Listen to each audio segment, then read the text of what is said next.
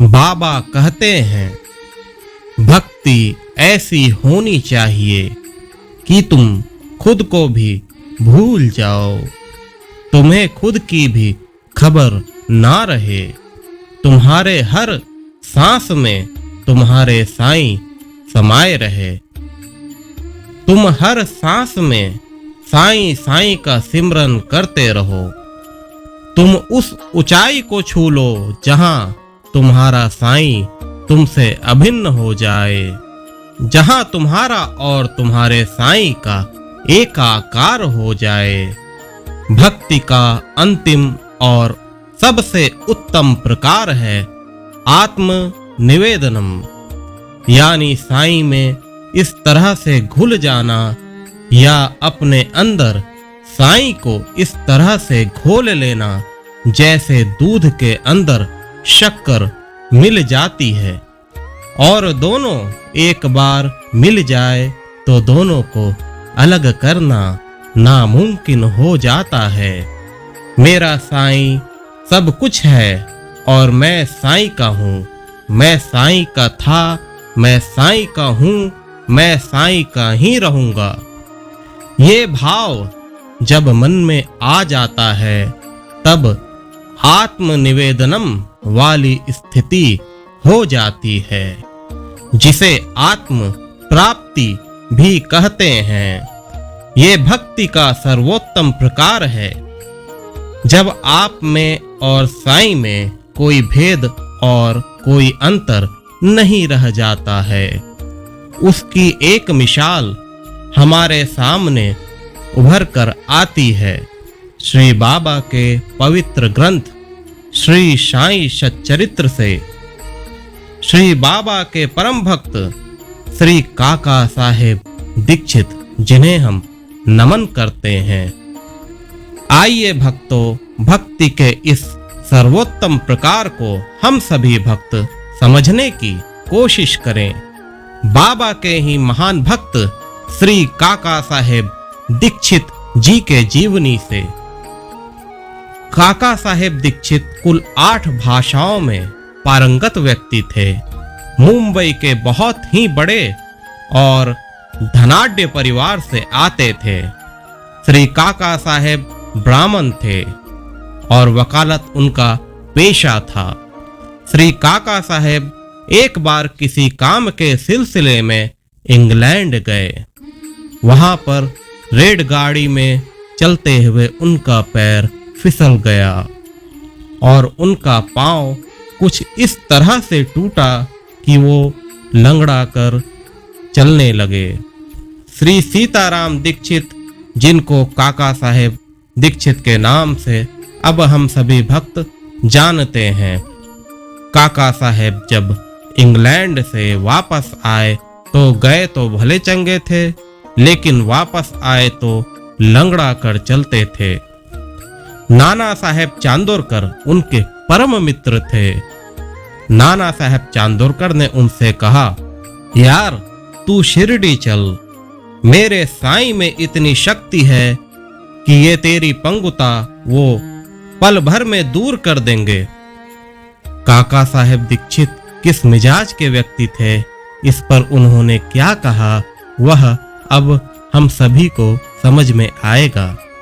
काका साहेब ने कहा, तन की पंगुता वो दूर करे या ना करे, मेरे मन की पंगुता वो जरूर दूर कर दें। नाना साहेब चांदोरकर के साथ वो शिरडी आए, और जो शिरडी आए तो शिरडी के ही होकर रह गए।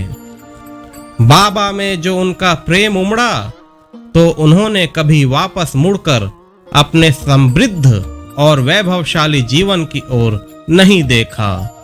सब कुछ छोड़ दिया, बाबा के ही होकर रह गए। शिरडी में वाड़ा बनवाया, जिसे हम दीक्षित वाड़े के नाम से जानते हैं। 9 दिसंबर 1910 को इस वाड़े का निर्माण प्रारंभ हुआ और 1911 के रामनवमी के दिन वाड़ा बनकर तैयार हो गया। बाबा ने उनकी जमकर परीक्षा ली बाबा ने उनकी काफी कठिन परीक्षा ली। शिरडी में रहते हुए भी कई कई दिनों तक उन्हें मस्जिद में आने की अनुमति नहीं दी, यह कहकर कि तुम आत्मोत्थान के लिए धार्मिक ग्रंथों का अध्ययन करो। तो काका साहेब दीक्षित महीनों तक दीक्षित वाड़े में बैठे रहते और अपना धार्मिक ग्रंथ पढ़ते।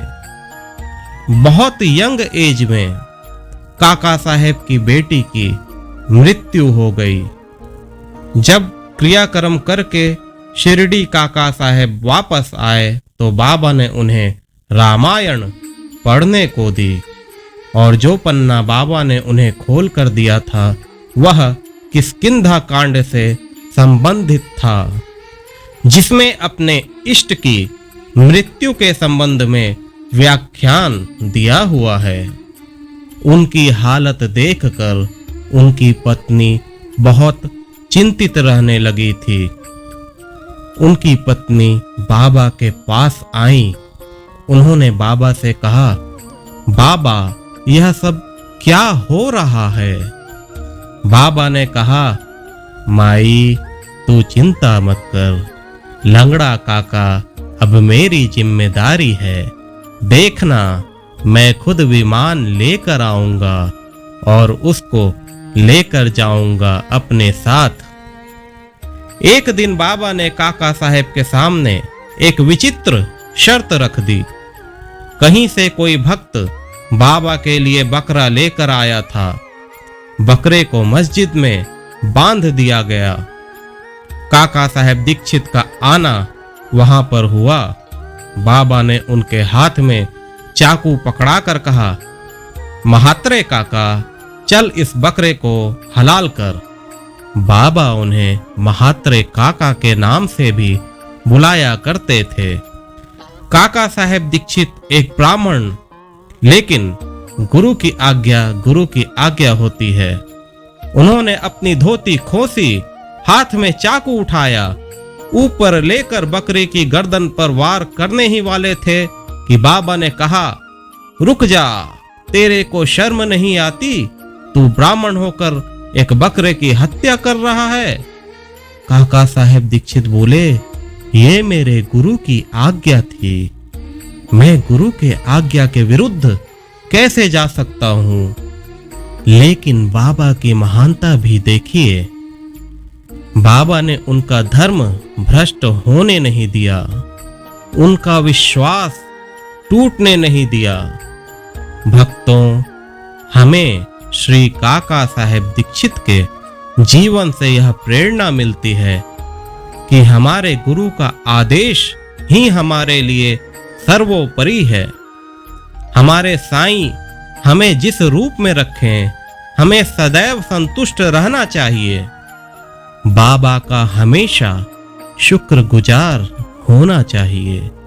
बाबा जो भी करेंगे बहुत ही अच्छा होगा, हमें यह अवश्य विचार करना चाहिए। हम परम पूज्य बाबा के महाभक्त श्री काका साहेब दीक्षित जी के भक्ति तक तो नहीं पहुंच सकते, लेकिन इतना अवश्य है, काका साहेब के जीवन से प्रेरणा लेकर उनके मार्ग पर चलने की कोशिश अवश्य कर सकते हैं। ऐसा जरूर है कि ऐसा आचरण आत्मसात करने से हम अपने साईं के और भी करीब आ जाएंगे। हम सभी भक्तों का एकमात्र उद्देश्य यही है। बाबा आप सदा हमें अपने पावन श्री चरणों में बसा कर रखें। ओम साई राम।